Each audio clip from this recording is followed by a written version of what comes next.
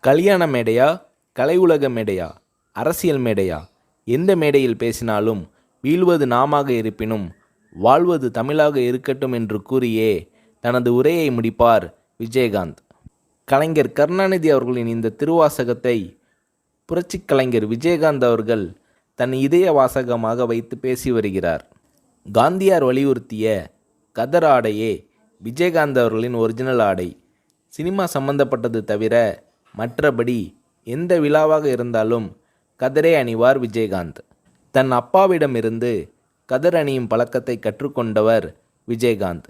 இவரை பின்பற்றி இவரின் நண்பர் இப்ராஹிம் ராவுத்தரும் கதர் மேல் காதலாக இருக்கிறார். இந்த மதுரை நண்பர்களைப் போலவே அவர்களது தந்தைகளும் நண்பர்களாக காங்கிரஸ் கட்சிக்காரர்களாக இருந்தவர்கள்.